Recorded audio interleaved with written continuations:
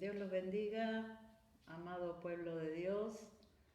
Gracias a Dios por estar una vez más en esta transmisión, una vez más junto a la iglesia de Dios, con los que quisiéramos estar un poquito más cerca corporalmente, pudiéndonos dar abrazos, sentirnos un poco más, pero gracias que tenemos estas redes sociales que nos podemos comunicar, que nos podemos reunir.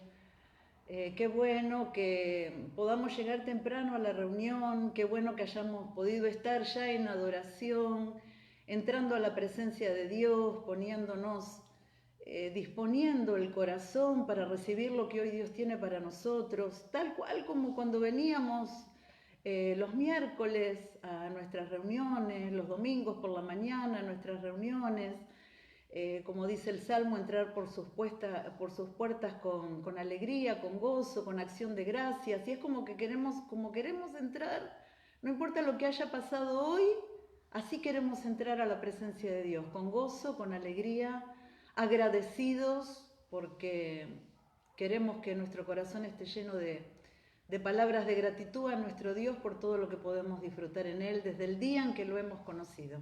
Así que vemos ya muchos hermanos que están conectados, nos alegramos. A veces, como somos nuevos en esto, no estamos leyendo, en este momento que estoy hablando, por ejemplo, no estamos leyendo a cada uno de los que entran, de los que ven, pero después nos tomamos el tiempo de mirar y agradecemos a Dios por hermanos que últimamente nos estaban reuniendo y que hoy están unidos al pueblo de Dios, escuchando palabra de Dios nuevamente, escuchando lo que Dios tiene para ellos, y nos gozamos por eso. Estamos viendo hermanos de misiones que también se están conectando, y agradecemos a Dios por hermanos de misiones, hermanos de la provincia, y bueno, agradecemos a Dios por estar juntos. Y como siempre comenzamos, como comenzábamos siempre nuestra reunión alabando a Dios, ya lo hemos hecho, gracias a los que adoran a Dios, Soledad, Fabián, los hermanos que adoran y que alaban a Dios y que también lo hacen a través de estas reuniones.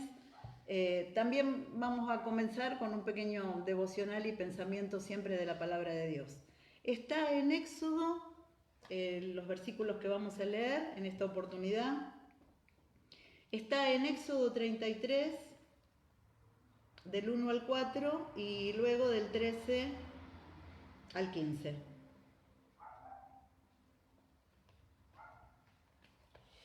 Y dice en Éxodo 33, Jehová dijo a Moisés: anda, sube de aquí tú y el pueblo que sacaste de la tierra de Egipto a la tierra de la cual juré a Abraham, Isaac y Jacob, diciendo: a tu descendencia la daré.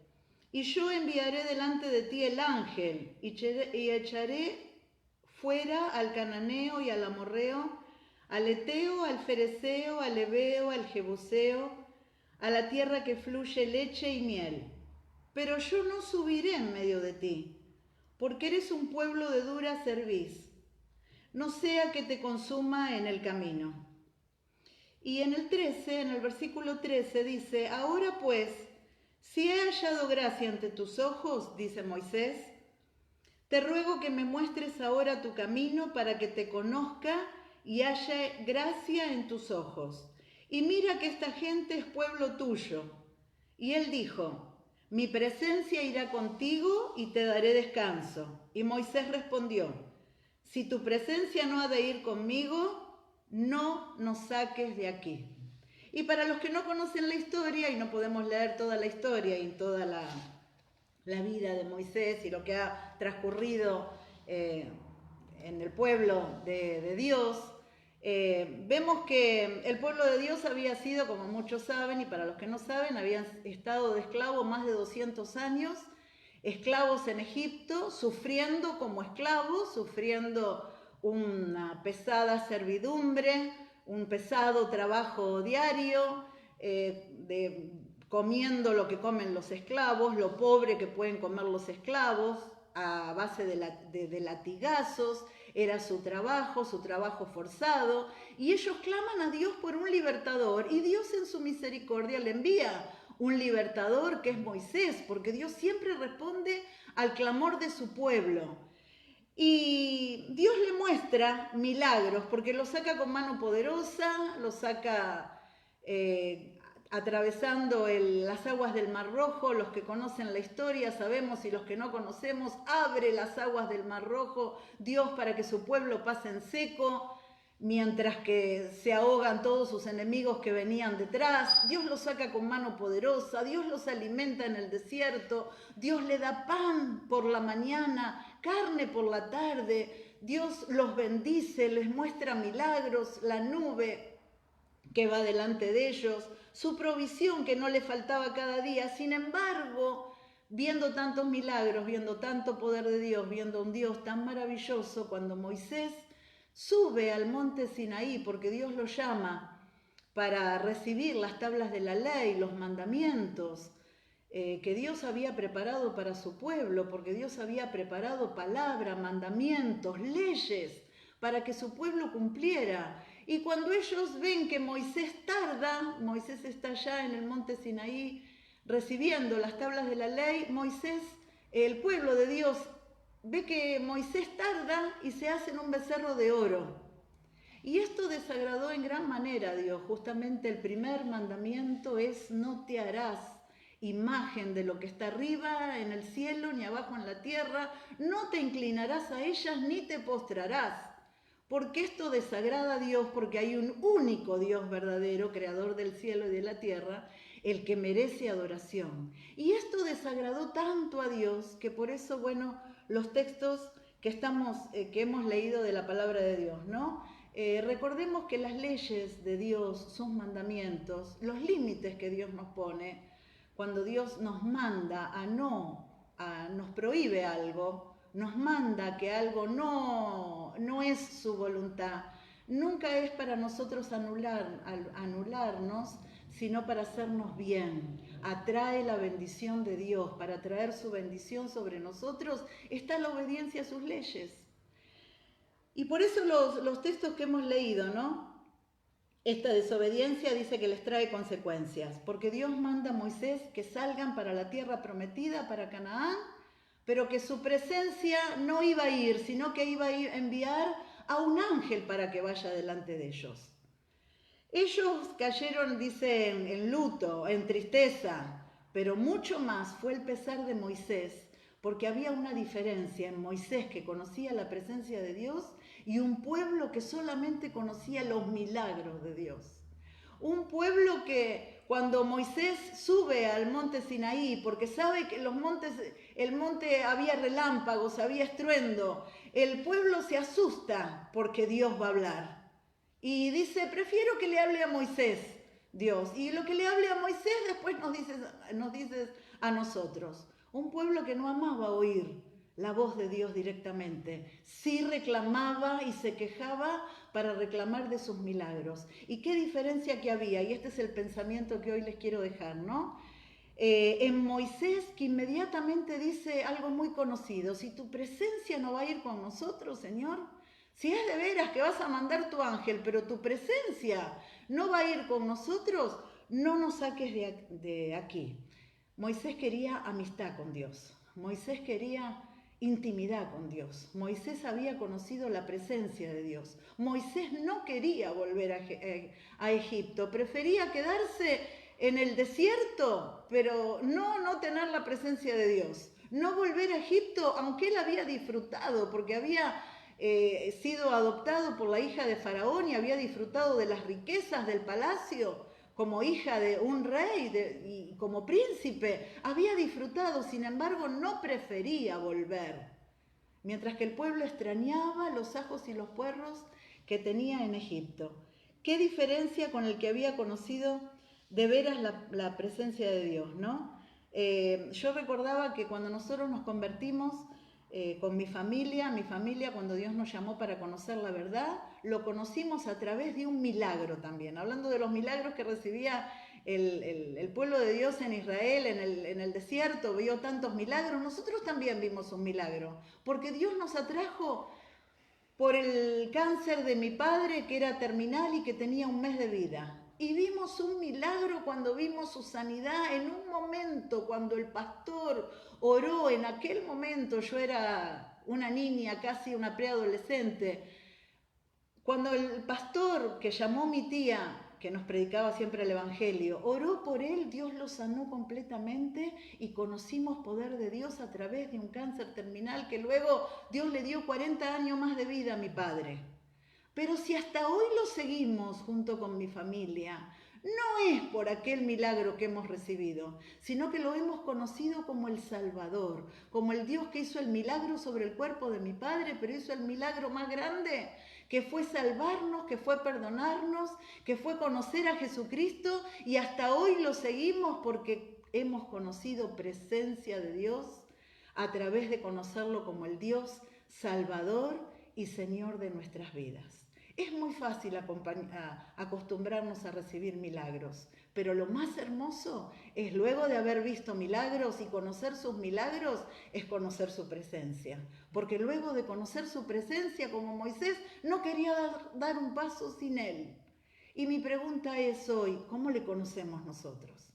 Quizá lo has conocido porque has recibido alguna vez quizás estás necesitando un milagro de Dios. Y hoy comenzamos esta reunión declarando que Dios está en este lugar. Y hoy podés recibir el milagro que estás esperando. En tu cuerpo, en la provisión material que estás esperando, en la presencia de Dios que necesitas recibir como el Salvador.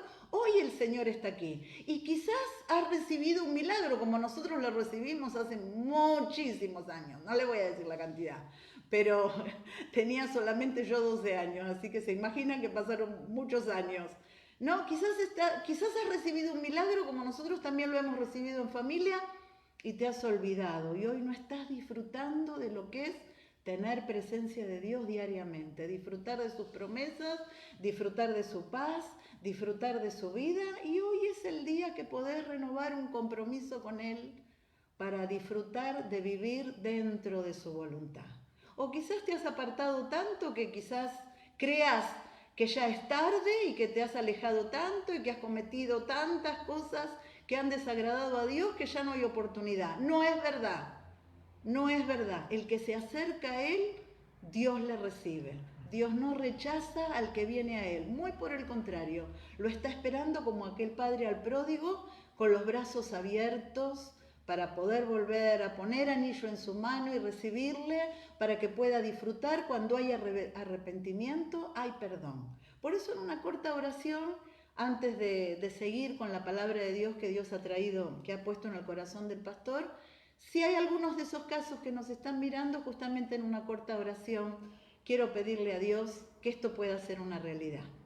Señor, te alabamos y te damos gracias. En esta noche preciosa declaramos que las personas no necesitan ninguna persona en esta hora, sino que necesitan de ti, que eres el Salvador, el Dios de maravillas, de milagros, el Dios que ha sacado con mano poderosa al pueblo, dándole libertad completa en aquella oportunidad, pero tu mano sigue y tu poder sigue intacto para que reciban milagros aquellos que lo están esperando en esta hora, que no te conocen y que tú te quieres revelar como te revelaste a nosotros por medio de un milagro. Hoy reciban ese milagro, ahora reciban ese milagro. Si quizás hay quienes recibieron milagros y se olvidaron de hacer un compromiso contigo, hoy es tiempo de volver a comprometerse contigo, Señor. Y si hay alguien que todavía ha vivido, ha estado muy lejos de ti, aunque te ha conocido, hoy es el tiempo que tú puedes volver a ti, que puedan recuperar presencia tuya, porque cuando hay arrepentimiento, cuando hay confesión, hay también perdón y hay un Padre que está con los brazos abiertos para recibir, Señor, no importa cuánto se hayan alejado de ti. Declaramos esto para esta reunión en el nombre de Jesús y disponemos nuestro corazón a escuchar todo lo que tú hoy quieres hablarnos. Señor, quita toda distracción porque quizás en las casas nos cueste más concentrarnos, pero Señor, que estemos abiertos a recibir todo lo que tú tienes para nosotros hasta el final de esta reunión. En el nombre de Jesús te lo pedimos, amén y amén. Gracias. Hay poder, poder, sin igual poder en Jesús, quien murió. Hay poder, poder, sin igual poder en la sangre que Él vertió. Hay poder, poder, sin igual poder en Jesús, quien murió. Hay poder, poder, sin igual poder en la sangre que Él vertió. Y damos gracias a Dios al tener una vez más esta oportunidad de poder congregarnos, ¿no? De estar juntos y poder de esta manera sobrellevar este tiempo, esperando realmente que un día amanezca. Esperamos con ansias ese momento y mientras tanto orando por todo lo que se está viviendo, por toda la humanidad, por todo nuestro país, por las autoridades, por la iglesia en general, por aquellos que sufren, por aquellos que padecen, acercándonos a las necesidades a través de la ayuda que se puede dar en cuanto a lo social y en cuanto a lo que puede de alguna manera alivianar la aflicción que algunos pueden tener. Pero mientras tanto, continuamos, la iglesia sigue caminando, ¿no? Había un viejo coro que decía, la iglesia sigue caminando sin mirar atrás. Siempre la iglesia marcha con un paso firme y un paso constante hacia la patria celestial. Transcurre nuestra vida batallando, caminando, pero un día estoy seguro de que vamos a entrar por las puertas a nuestra patria celestial. Yo venía hablando acerca del libro de Apocalipsis y de los tiempos que vivimos. Realmente esa es un poco la mirada, los anteojos que me he puesto en este tiempo, ¿no es cierto?, de la mirada, ¿no? A lo largo de... No vemos los pájaros como el domingo hablaba, si hay uno de mal agüero o algo favorable, sino miramos la Biblia, porque la Biblia... en ella siempre vamos a encontrar la dirección. Y el Espíritu Santo, que Él ha prometido que iba a estar con nosotros. En la iglesia, el Espíritu Santo nos guía a la verdad. Y en el mundo trae a la gente la convicción de juicio, justicia y pecado para que se acerquen a el Señor Jesucristo y sean salvos. Pero este tiempo es un tiempo, como decía o venía hablando, de definiciones, de estar seguros en el lugar en donde nosotros tenemos que estar y definidos, ¿no es cierto? No se puede tener el corazón dividido. Y el libro que estaba leyendo es el libro de Apocalipsis, capítulo 21, del versículo 6 al 21.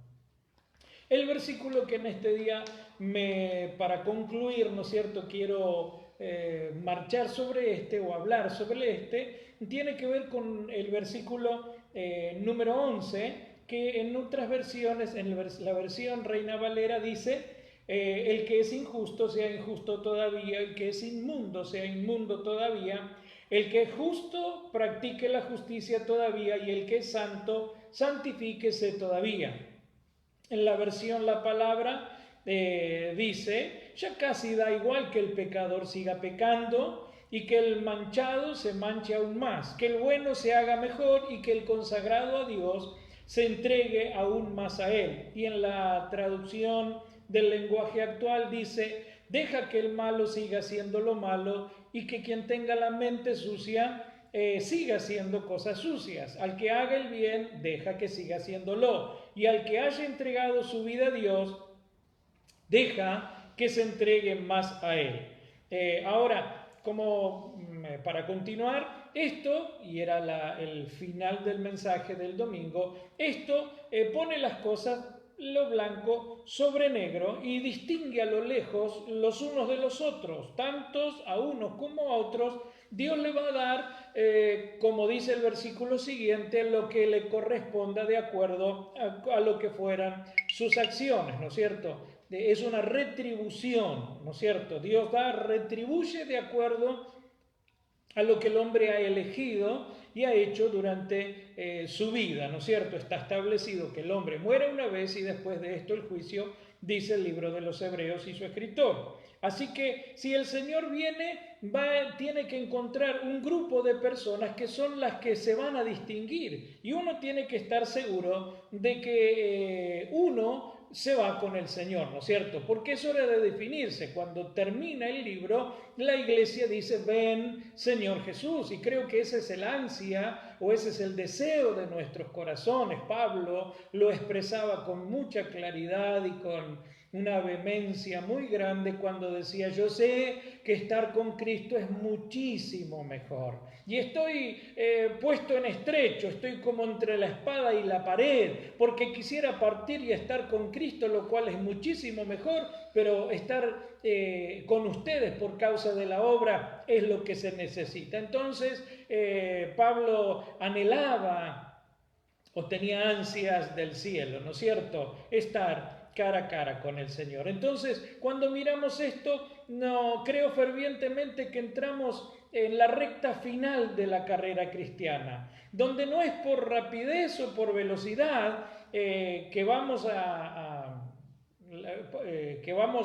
ganar esta carrera, porque es una carrera que junta varias disciplinas que se combinan y que requieren del cristiano o requieren de nosotros, de cada uno de nosotros, constancia, perseverancia, resistencia y tener la mente y la voluntad puesta no en el obstáculo que tenemos que superar o la contrariedad que tengamos que enfrentar, sino la meta que se nos ha propuesto, porque realmente se nos ha propuesto una meta.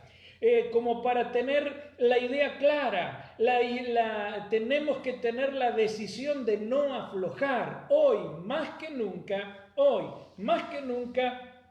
debe resonar en nuestros oídos la voz de Dios que le habló como un mandato divino a Josué, cuando Josué recibe el mandato de Dios de hacer entrar al pueblo de Israel a la tierra prometida. Y Dios le dice: mira que te mando que te esfuerces y seas valiente. No temas, no desmayes, porque como estuve con Moisés, estaré contigo. Y es justamente lo que ahora nosotros como cristianos, individualmente y como la iglesia en general, debemos estar internamente decididos y definidos, a pesar de todo lo que tengamos que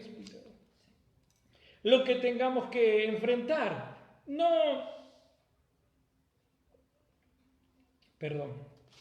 No significa que tengamos todas las fuerzas, no significa que seamos perfectos, porque marchamos hacia la perfección y caminamos en un camino en donde el que se propuso o aquel que nos llamó va a completar la obra en cada una de nuestras vidas. Pero estamos en los tiempos donde convive la iglesia de Filadelfia con la iglesia de la Odisea. Pero a la iglesia de Filadelfia se le dice: aunque tienes pocas fuerzas, has guardado mi palabra y no has negado mi nombre.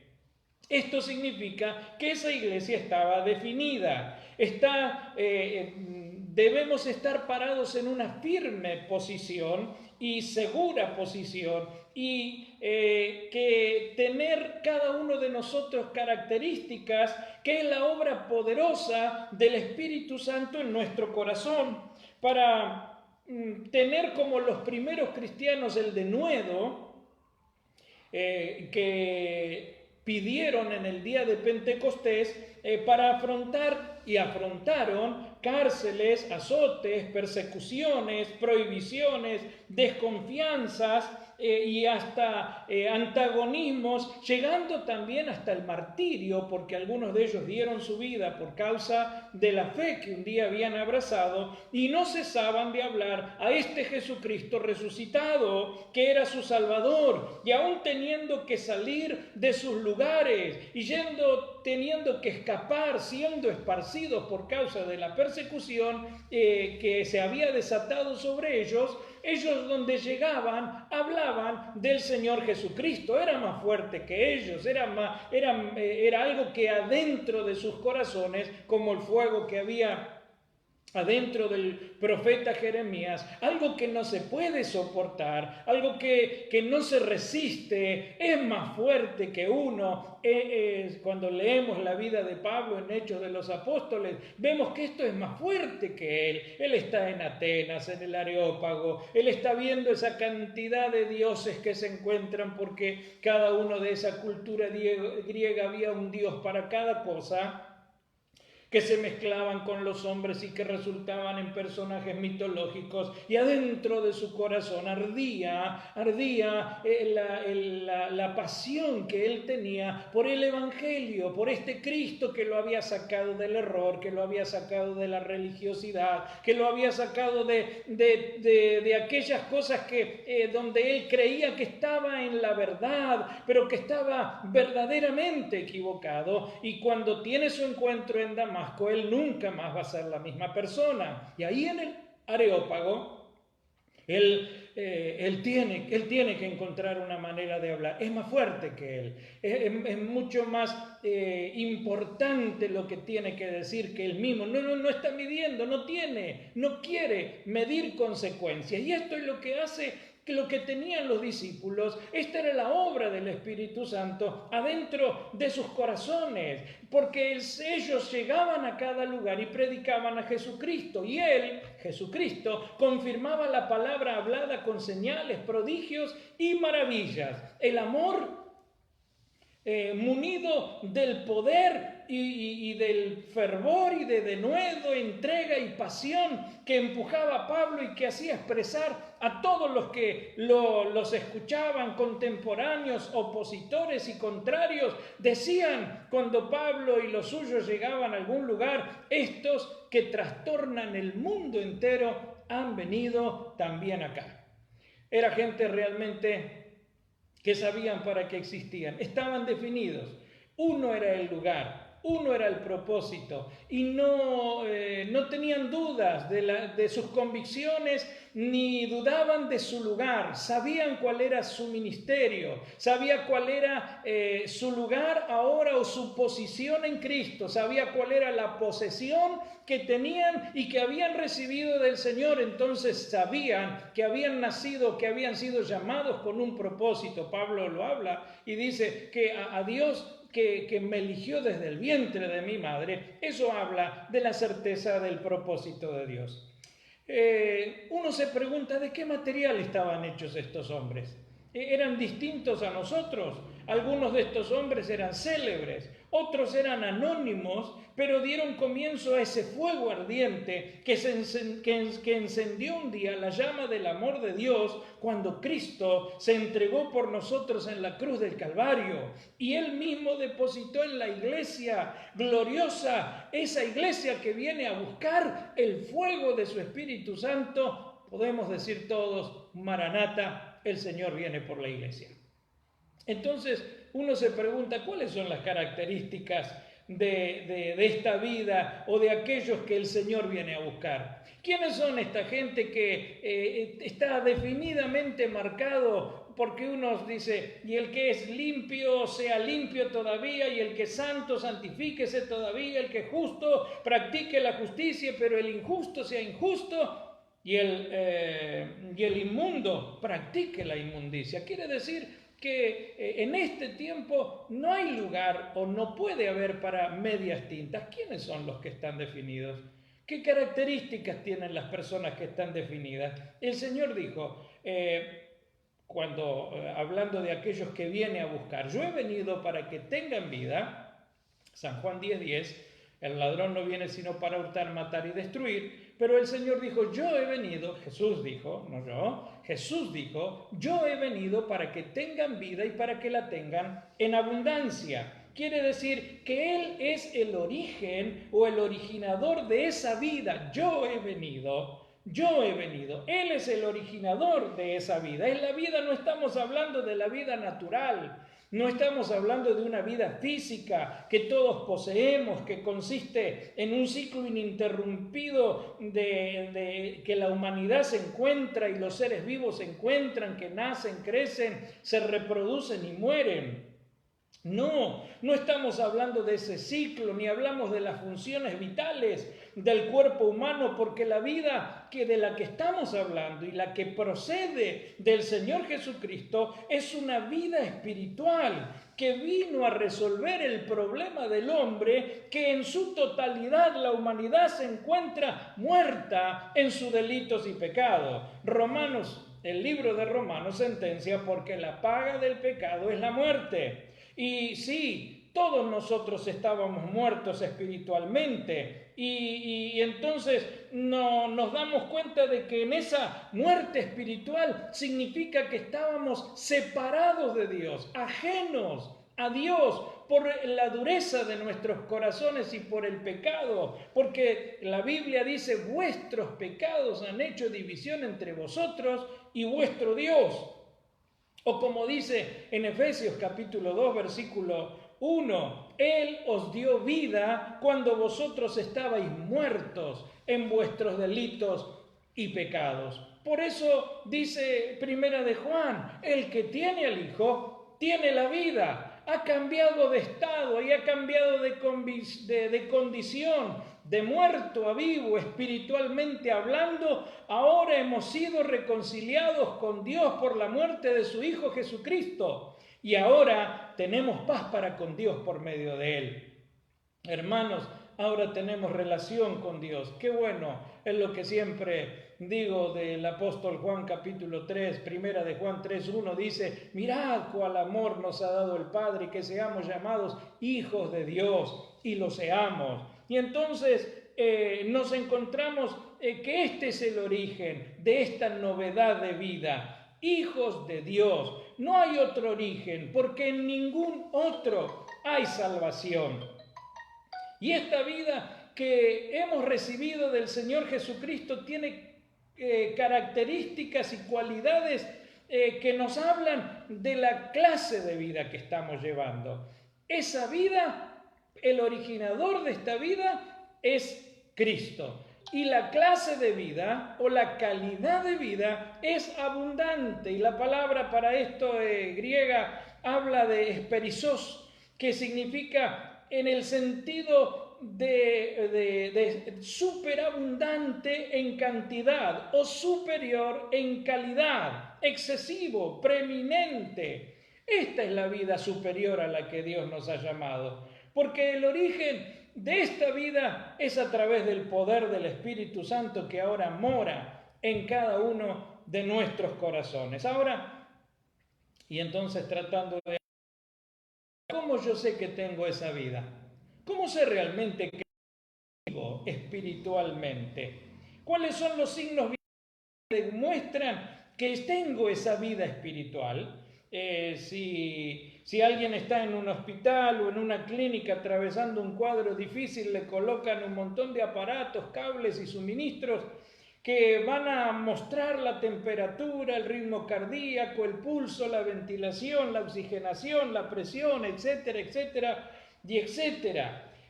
Porque a través para ver si todos los parámetros de esa persona están normales o tiene alguna deficiencia, ¿no es cierto? Todos esos aparatos tratan de medir esos signos, ¿no es cierto?, para ver que esa persona esté bien dentro de la vida que tiene.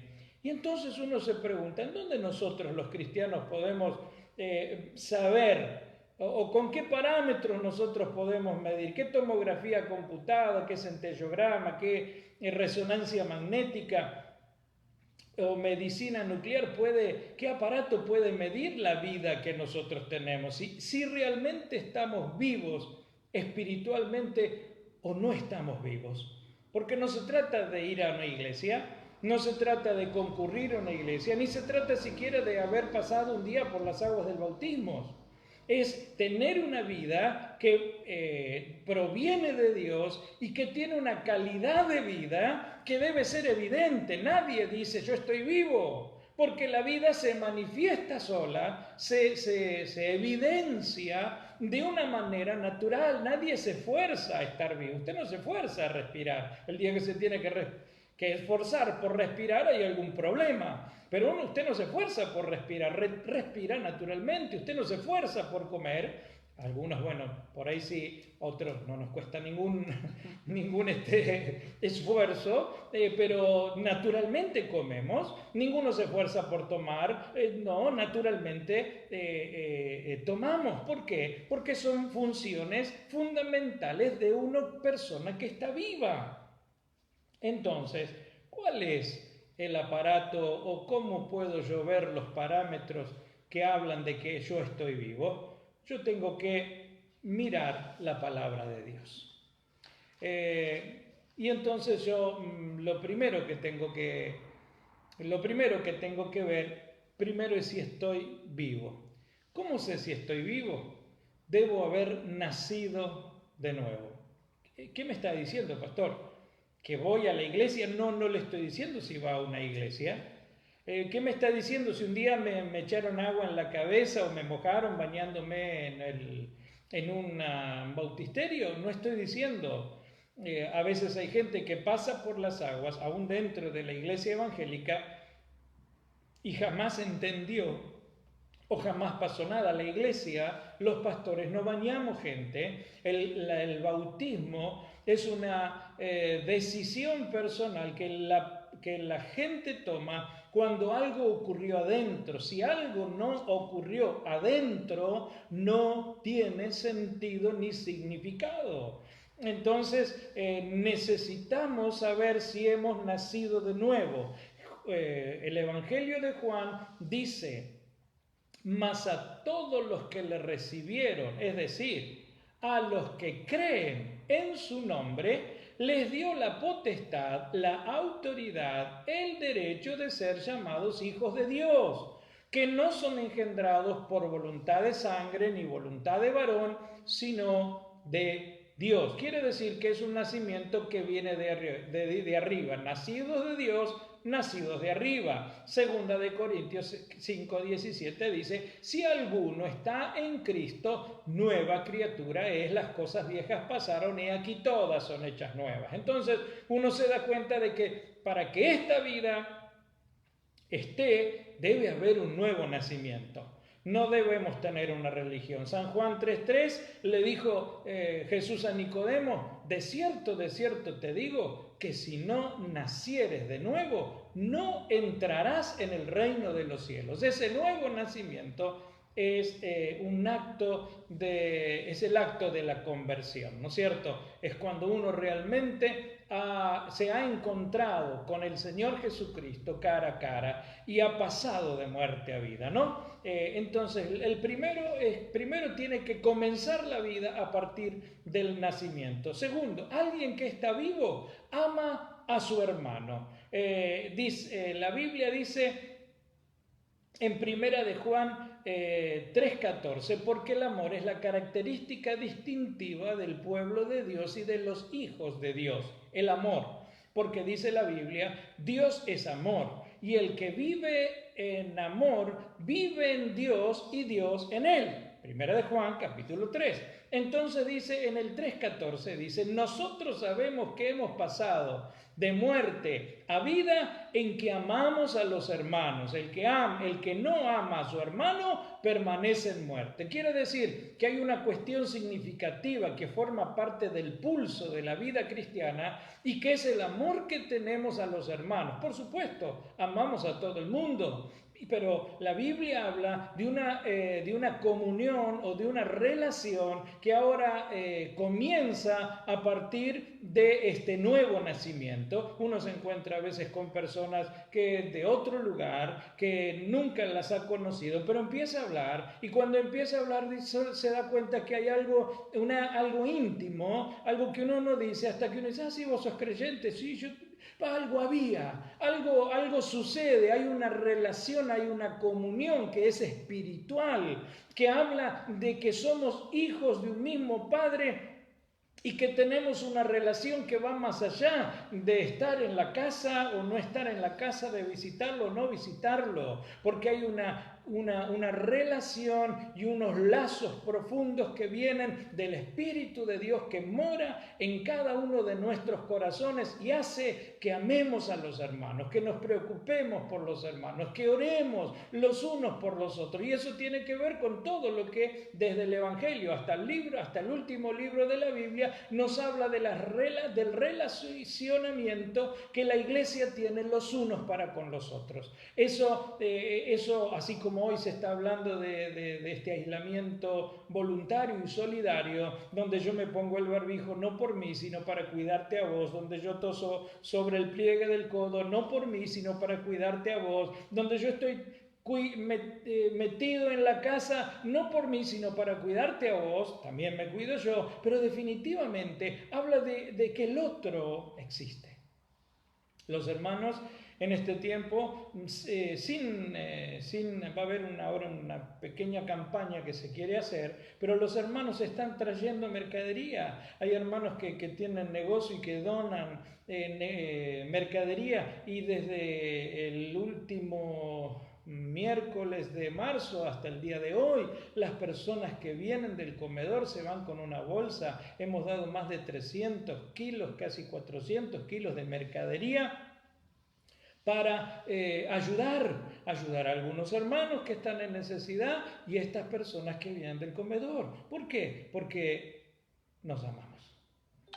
Y eso forma parte entrañable. Alguien que está vivo ama a su hermano. Alguien que está vivo como consecuencia de ese amor que tiene. Alguien que está vivo tiene la necesidad de la comunión, tiene la necesidad de la coinonía. Primera de Juan 1, 6 y 7 dice: si decimos que tenemos comunión con Él y andamos en tinieblas, mentimos y no practicamos la verdad. Pero si andamos en la luz como Él está en luz, tenemos comunión los unos con los otros. Y la sangre de su Hijo Jesucristo nos limpia de todo pecado. Cuando uno, me acuerdo de personas que a veces no entienden la comunión y que venían cuando ya empezaba el culto y se iba antes de que termine, porque dice, yo no me meto con nadie, yo vengo después porque no quiero meterme con nadie, no quiero hablar con nadie, no quiero tener roces con nadie, que nadie se meta conmigo y yo no me meto con nadie.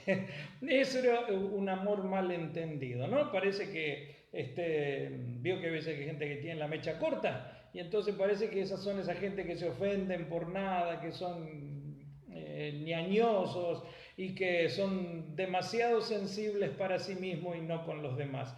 Quien hace de esa manera no entendió que fuimos llamados a tener comunión. El salmista habla de cuán amables son tus moradas, oh Jehová, Dios de los ejércitos. Escogería estar una hora, ¿no? Lo que daríamos ahora por estar una hora en la casa de Dios. A veces, en otros tiempos, quizá alguno ha menospreciado el tiempo largo del pastor que predica. Yo soy medio larguero.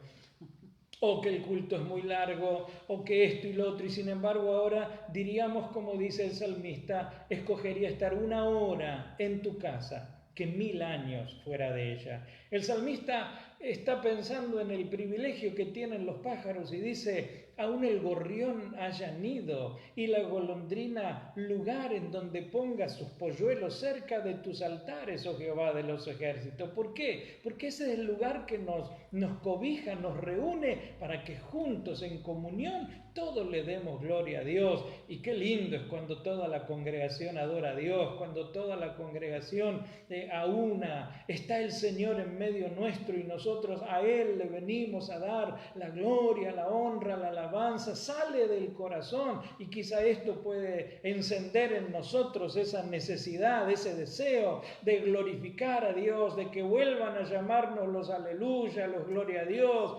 los que tenemos la voz en cuello y no nos avergonzamos de decir amén, ¿no es cierto? Que eso forma de esta vida llena del Espíritu Santo de Dios. No que es lo único, no estoy diciendo que es lo único, no estoy diciendo que es lo único, pero forma parte de que nuestra congregación es para, en esta comunión, bendecirnos y bendecir el nombre del Señor. Alguien que tiene vida, es alguien que está vivo, dice la Biblia en Deuteronomio 8:3, y te afligió y te hizo tener hambre y te sustentó con maná, comida que no conocías tú ni tus padres la habían conocido, para hacerte saber.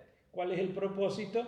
Para hacerte saber que no solo de pan vivirá el hombre, mas de todo lo que sale de la boca de Jehová vivirá él.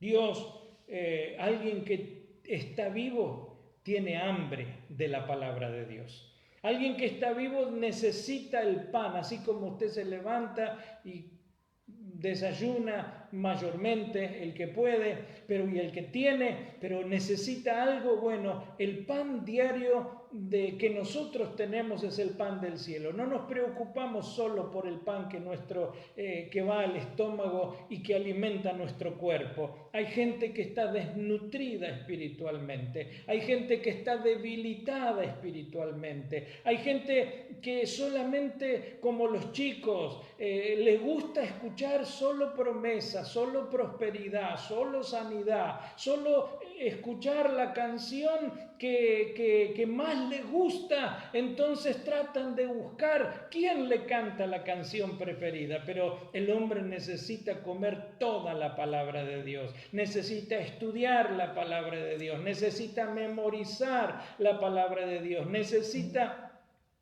meditar la palabra de Dios, y necesitamos aplicar la palabra de Dios a nuestra vida, porque no son los oidores los que entrarán en el reino de los cielos, sino los hacedores de su voluntad, los que entrarán en el reino de los cielos. Por eso alguien que está vivo tiene hambre de la palabra de Dios. El Señor Jesucristo, cuando tenía hambre en el desierto y Satanás le dijo: convierte estas piedras en pan para que, como está escrito, y el Señor, cuando le respondió las 3 veces que le respondió: escrito está. Y en esta primera le dijo: no solo de pan vivirá el hombre, mas de toda palabra que sale de la boca de Dios. Cristo es el pan de vida también, mi hermano. Y el Salmo 119 nos habla de las excelencias de la palabra de Dios. A lo largo de todo el Salmo, la palabra de Dios es la palabra, es la ley, es el testimonio, es los estatutos, es las ordenanzas, son los mandamientos, y dice la Biblia que son más dulces que la miel.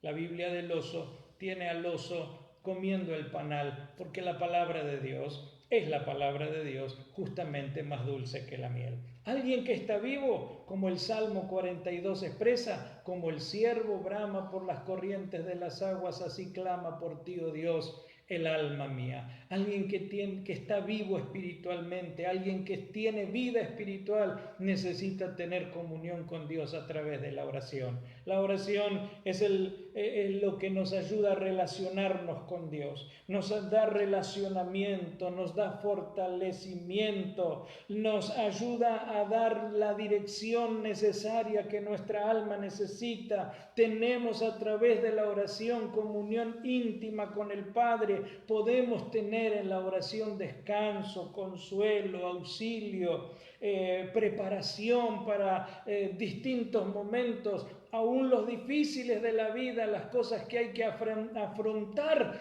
lo tenemos que enfrentar habiendo estado con el Señor. El Señor antes del Calvario estuvo Getsemaní, y antes de cualquier milagro y cualquier día o jornada de trabajo había subido al monte para hablar con el Padre. Le enseña a sus discípulos a decir Padre nuestro.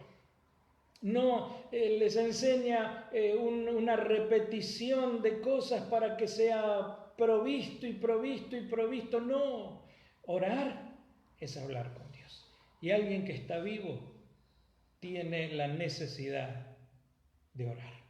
¿Cómo está tu relación con Dios? ¿Cómo está tu devoción, palabra de Dios y oración? ¿Cómo está? Porque habiendo estas cosas hay fortaleza. Hay vida evidente que proviene del Espíritu de Dios. Alguien que está vivo como consecuencia de esta abundante vida que tiene, sobrenatural vida, sabe que también tiene la necesidad de compartir la palabra de Dios. Pedro y Juan subían al templo a orar y se encuentran con el paralítico en la puerta llamada La Hermosa. Los ojos de este necesitado se posan sobre estos que van a entrar al templo a orar, ¿no es cierto? Porque se supone que el que va al templo tiene cierta espiritualidad o cierta característica de sensibilidad que va a hacer que algo se ofrezca. Mire, en el templo, en la iglesia allí en la catedral, en Plaza de Mayo, está llena de gente estirando la mano, y en cada iglesia está llena de gente estirando la mano. Así estaba un paralítico en la puerta La Hermosa. Y los ojos de él se posaron en ellos. ¿Qué tendrán estos para darme? Habrá extendido la mano para atraer la atención de los que subían al templo. En ese momento eran Pedro y Juan. Les habrá suplicado, rogado por ayuda, una ayuda que era necesaria pero no era suficiente y que no lo iba a saciar. Pero el corazón de Dios ya lo había mirado a través de los ojos de Juan y de Pedro. Y ellos entonces dijeron, míranos. Ellos le dijeron, míranos. Le dijo al paralítico, míranos. Entonces él estuvo atento, esperando recibir de ellos algo, mas Pedro dijo, no tengo plata ni oro, pero lo que tengo te doy. Y eso es lo que nosotros tenemos que dar. Si algo tenemos, lo tenemos que dar. Si algo tenemos, lo tenemos que dar. ¿Qué de su testimonio? ¿Qué de lo que Dios hizo? A veces en la iglesia uno sabe como pastor que hay personas que tienen testimonio, un testimonio no lo puede decir uno por otro.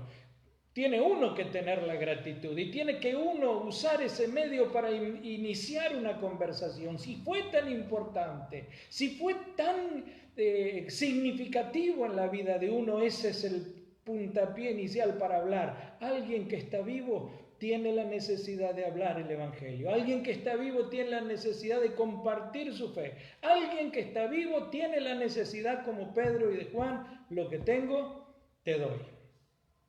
Solamente le nombro estas porque ya me he pasado. Alguien que está vivo, como Pablo y Silas experimentan en la cárcel de Filipo, tienen adentro el gozo de la salvación. Y el gozo no es, alguien vieron que a veces en la iglesia se dice, dígale a su cara que tiene gozo, ¿no? Bueno, a veces algunos tienen un gozo interno, ¿no? Un gozo para adentro, ¿no? Un gozo oculto. Pero el gozo se manifiesta, se evidencia, ¿no? Y entonces estos estaban con sus espaldas marcadas. Estaban en la peor de las condiciones, pero a medianoche Pablo y Silas oraban y cantaban himnos al Señor y los presos oían.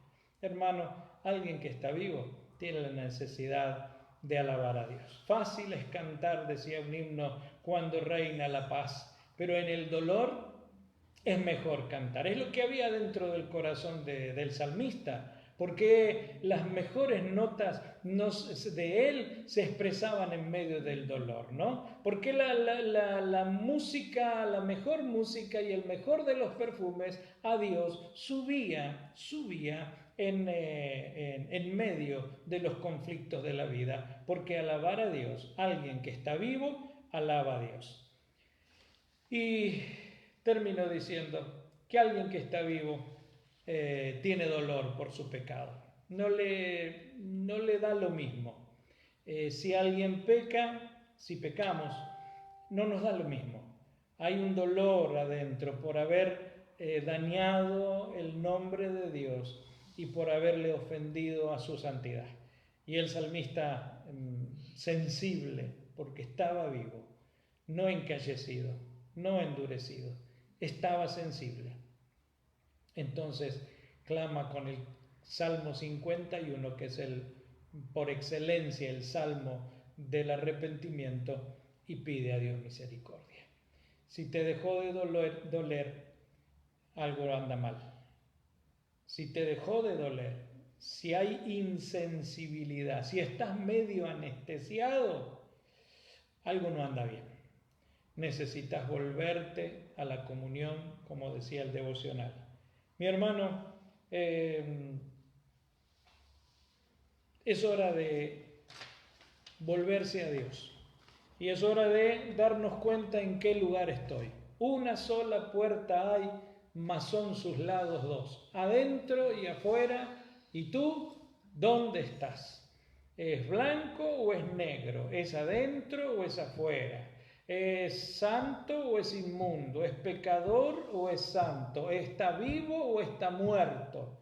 Dios no se va a confundir. Un día Dios va a hacer la separación, pero nosotros hoy tenemos la oportunidad de que esta vida esté, y si en alguna cuestión algo nos está pasando, necesitamos volvernos a Dios.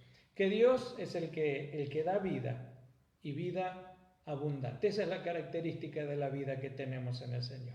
Padre, te queremos dar gracias en esta noche.